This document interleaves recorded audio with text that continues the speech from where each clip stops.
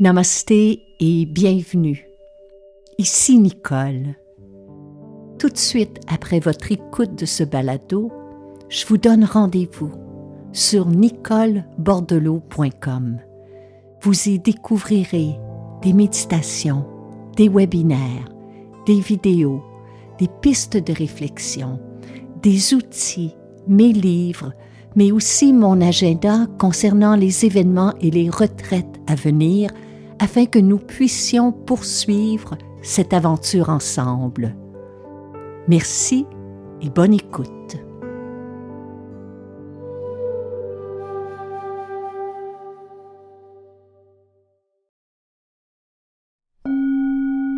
Heureuse de vous retrouver. Bienvenue à un autre épisode de Nicole Bordelot en balado.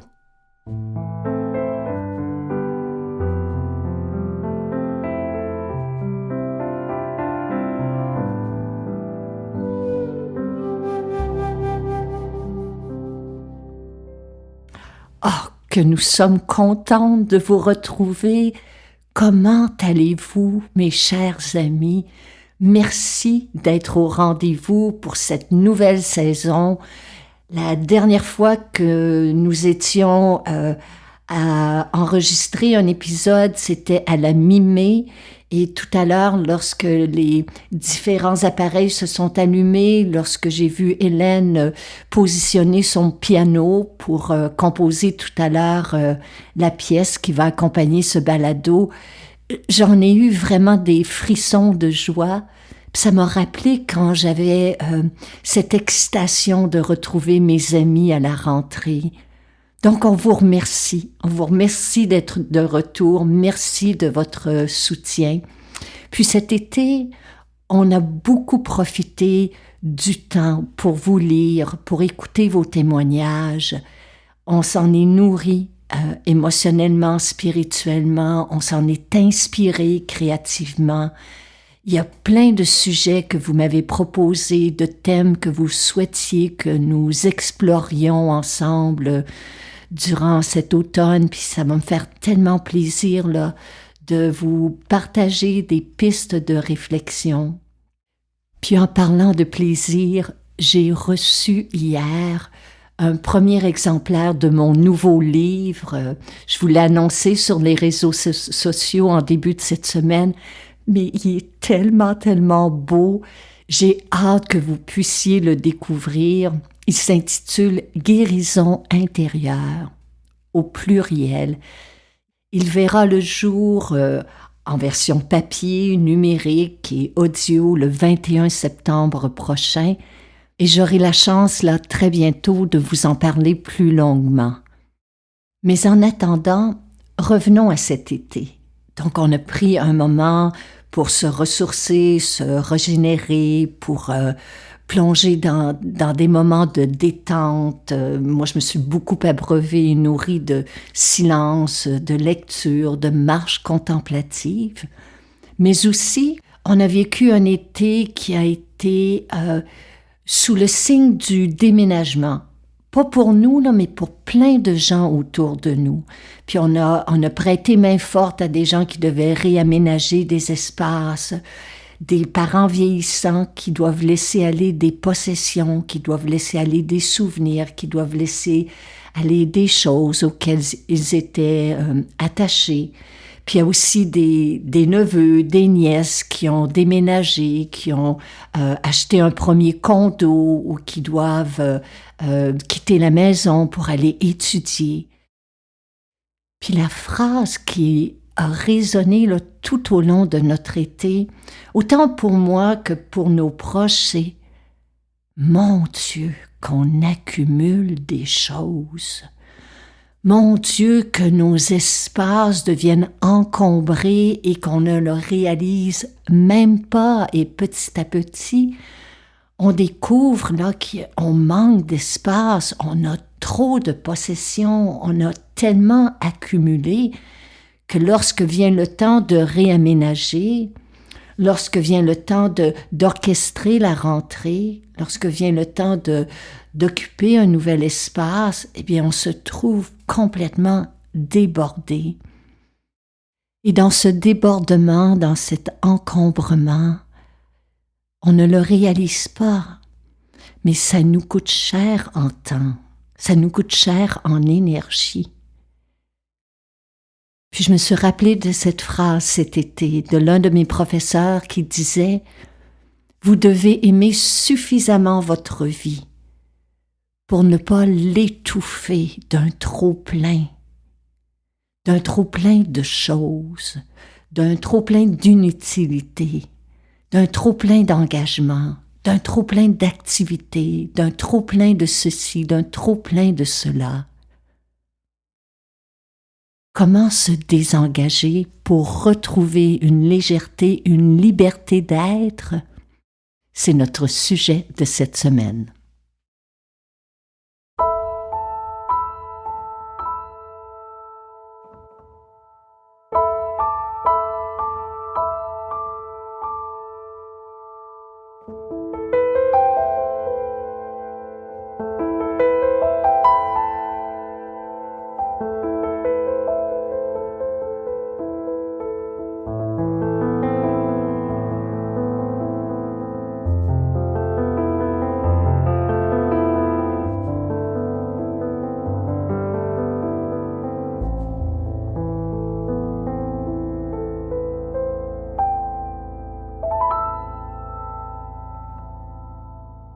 Dans la philosophie taoïste, on dit que un trop-plein dans nos vies nous fait passer à côté des moments précieux de l'existence.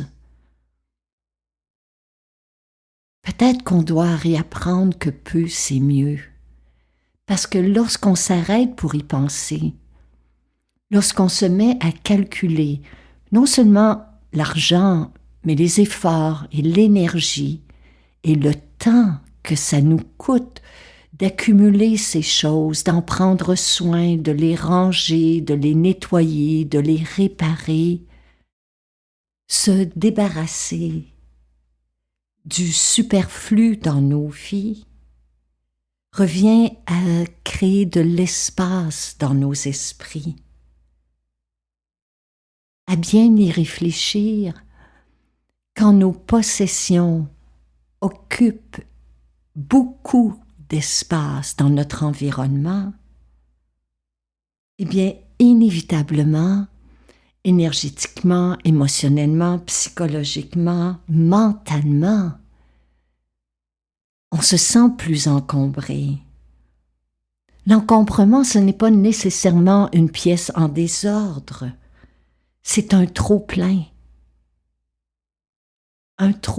d'activités, un trop-plein de possessions, un trop-plein d'objets, un trop-plein de livres, un trop-plein de vêtements, un trop-plein d'amis entre guillemets que l'on suit sur les réseaux sociaux, un trop-plein d'abonnements. On doit apprendre à vivre avec moins et vivre avec peu, vivre avec moins, vivre simplement ou plus simplement ne veut pas dire de rejeter le confort matériel, mais d'exister dans nos espaces, de circuler dans nos espaces avec plus de légèreté, plus de liberté, en se délestant des choses inutiles, des objets qui ne nous servent plus, des objets que l'on a en double, des choses qui sont brisées, écaillées, vieillies, usées. On s'accorde du temps, on s'accorde de l'espace. Et en supprimant tous les détails encombrants de notre vie, on redécouvre ou on découvre ce que les taoïstes appellent le silence visuel. Du côté du zen japonais, on parle d'une manière de vivre qui est tout en fluidité et en légèreté. C'est une façon de se déplacer dans l'espace de façon naturelle, sans souci, libre de tout poids, de toute entrave. C'est ne posséder que ce qui nous sert, que ce qui nous ressemble. En fait, c'est l'art d'être riche, entre guillemets, de ce que l'on possède. C'est accorder du respect à ce que l'on a, à ce que l'on fait, et c'est être contenté de ce qui est. Je ne sais pas si vous avez déjà remarqué que l'été, lorsqu'on va en vacances, ou lorsqu'on part en camping, que l'on va au chalet, ou lorsqu'on séjourne à l'hôtel, on a peu de bagages avec nous.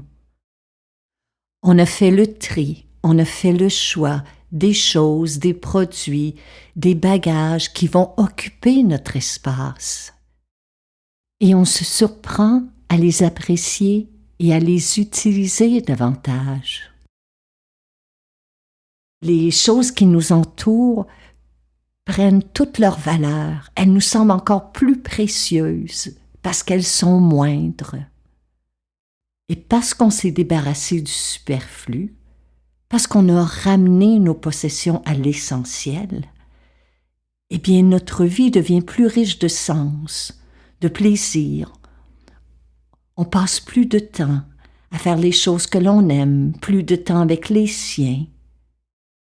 Et c'est là qu'on réalise que petit à petit, de créer de l'espace autour de soi, de se désencombrer matériellement, c'est se désencombrer mentalement. Au fond, ce que j'ai compris cet été, à travers les boîtes, les déménagements, les réaménagements, c'est que ce n'est pas tant la diversité ou le nombre de nos possessions qui ajoute du stress, de l'angoisse à notre vie, mais notre attachement à ces objets-là. Et quand on laisse aller l'objet, mais qu'on conserve le souvenir en soi, qu'on conserve le souvenir intérieurement, eh bien, on est plus libre, plus réceptif, plus disponible pour accueillir le mouvement de l'instant présent.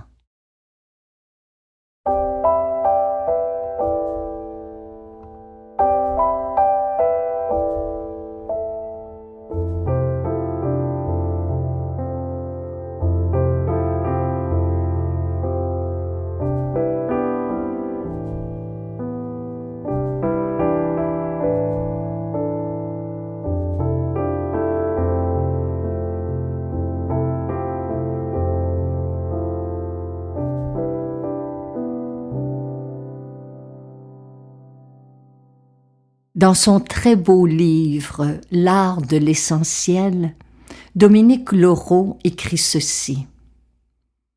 Le bagage que nous portons, les souvenirs que nous accumulons et auxquels nous nous attachons, voilà la cause de notre incapacité à saisir ce que le présent a à nous offrir, rien d'autre. Nombre de personnes seules ne peuvent faire de nouvelles rencontres ou se fixer dans une nouvelle relation parce qu'elles sont incapables de faire table rase du passé. Elles se cloîtrent dans le monde des souvenirs qui contrôlent leur vie, les empêchant d'être libres de leurs mouvements, non seulement dans le monde extérieur, mais aussi de l'intérieur, et de s'ouvrir à de nouvelles opportunités lorsque celles-ci se présentent.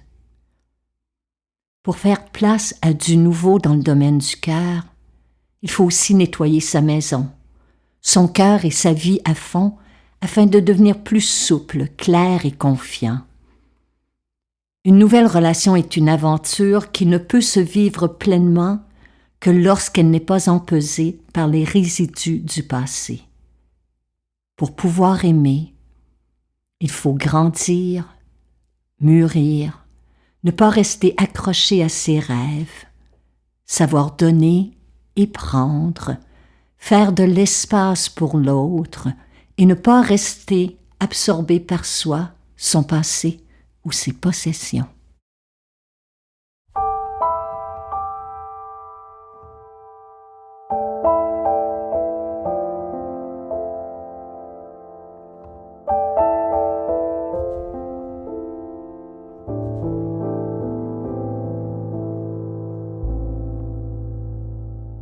Hier, nous recevions des nouvelles d'un proche qui vient justement de aménager dans un plus petit espace. Et bien que ce fût parfois un sentiment de perte et de deuil, de laisser aller certains de ses souvenirs, il a aussi compris que le trop-plein était responsable d'un sentiment de fatigue, d'un sentiment de lourdeur dans sa vie. Puis il nous disait avoir retrouvé une nouvelle énergie, une nouvelle liberté. Avec peu, il se sent plus libre et plus léger, comme à l'époque de ses premières années. J'ai trouvé ça tellement beau, tellement inspirant. Je pense qu'il faut se questionner. Pourquoi est-ce que j'ai si peur du vide, de l'espace, de la liberté? Pourquoi est-ce que j'ai si peur de laisser aller? Pourquoi est-ce que je me suis accrochée à tant d'objets, à tant de possessions? Pourquoi est-ce que mes placards, mes tiroirs, mes armoires débordent? Pourquoi est-ce que je suis constamment à vouloir acquérir une nouvelle chose? Pourquoi est-ce que j'en ai jamais assez? C'est sûr que c'est confrontant. C'est sûr que c'est un outil de révélation à soi-même. Mais je pense que c'est essentiel. Puis je pense aussi qu'on peut s'inspirer de la nature. Parce que présentement, elle se prépare tout naturellement à laisser aller. Il y a l'été qui petit à petit va nous quitter sur le bout des pieds pour céder place à une nouvelle saison. C'est comme ça que le mouvement de la vie se renouvelle continuellement. Qu'est-ce que vous et moi, nous pourrions laisser aller pour retrouver un sentiment d'espace, un sentiment de légèreté, un sentiment de liberté?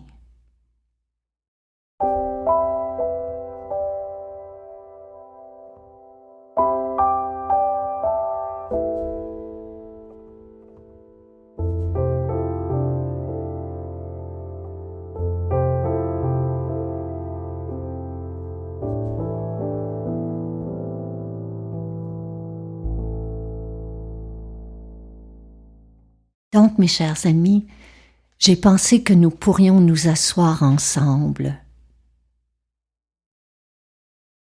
puis déposer nos deux pieds à plat sur le sol, comme pour s'ancrer en cet instant, pour s'incarner dans notre corps. Puis poser une main sur le ventre et l'autre sur le cœur.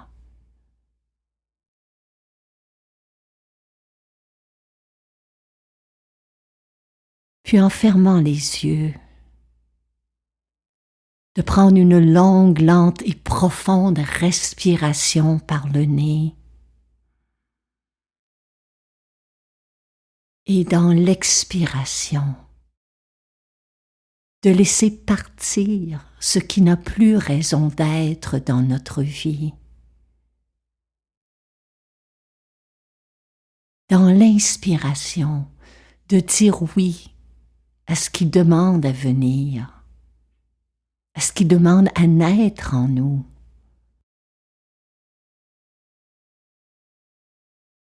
Puis en expirant, de laisser aller ce qui ne nous ressemble plus, ne nous ressemble pas, de se servir du souffle, de ce mouvement de vie pour retrouver ce sentiment d'être pleinement vivant, pleinement présent.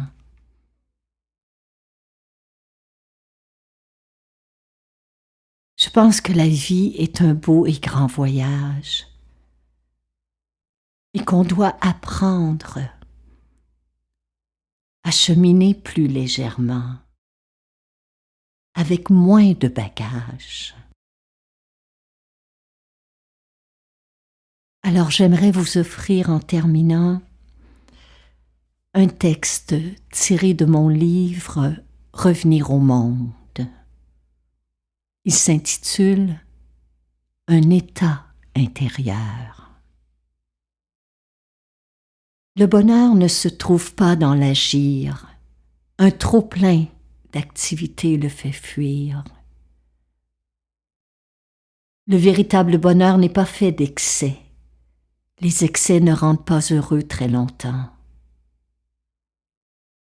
Le vrai bonheur n'est pas une question d'apparence ni d'âge, car la jeunesse et la beauté ne durent pas. Le bonheur n'est pas non plus une question de richesse. À preuve, un vrai bonheur peut naître d'un rien. Le bonheur ne se trouve pas à coup de devenir ceci ou cela. Le bonheur, c'est un état intérieur. Prêtez une attention bienveillante à ce qui est et vous le découvrirez là, entre deux souffles, entre deux pensées, entre deux gestes, entre deux pas.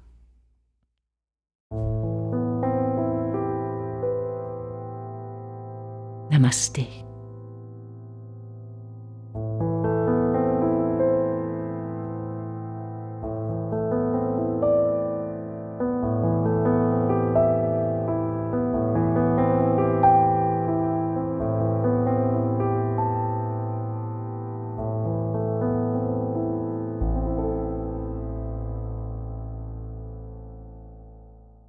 L'émission Nicole Bordelot en balado est enregistrée en direct de notre petit studio. La musique originale est signée Hélène Dallaire. Toutes les fois où vous signifiez votre appréciation sous forme de 4 ou 5 étoiles sur les différentes plateformes balado ou que vous écrivez un commentaire, cela nous aide grandement. Vous pouvez aussi nous aider à soutenir financièrement cette création à l'aide d'un petit montant mensuel sur patreon.com/Nicole Bordelot. S'il vous est possible de le faire, nous en sommes fort reconnaissantes. Merci beaucoup.